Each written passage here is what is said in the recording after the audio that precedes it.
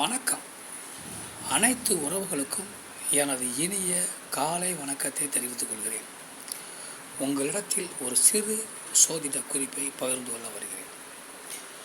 ஒரு ஜாதகத்தில் லக்கணத்தினுடைய சுவர்கள் பலமாக ஆட்சியாகவோ உச்சமாகவோ கேந்திரத்திலோ திரிகோணத்திலோ லாபஸ்தானத்திலோ தனஸ்தானத்திலோ இருந்தால்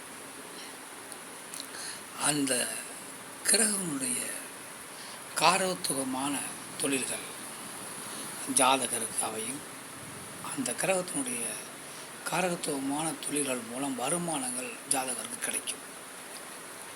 அதே சமயம் ஒரு ஜாதகத்தில் லக்கணத்துக்கு அசுபர்கள் என்று சொல்லக்கூடிய 3ஆம் வீட்டின் அதிபதி, 6ஆம் வீட்டின் அதிபதி, 8ஆம் வீட்டின் அதிபதி, 12ஆம் வீட்டின் அதிபதி, இவர்கள் வலுவான முறையில் ஆட்சியாகவோ உச்சமாகவோ இருந்தால், பலமாக இருந்தால், அந்த கிரகங்களுடைய காரகத்துவமான தொழில்கள் அந்த ஜாதகருக்கு நல்ல பலன்களை செய்யும்.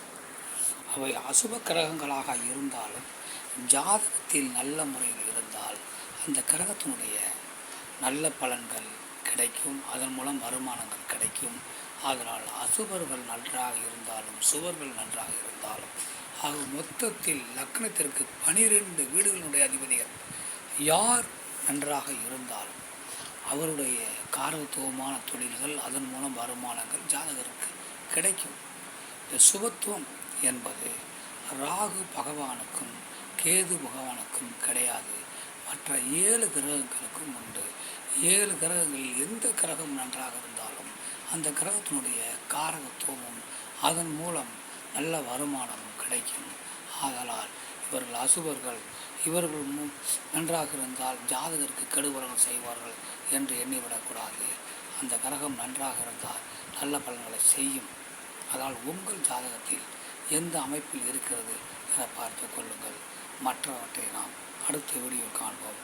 நன்றி, வணக்கம்.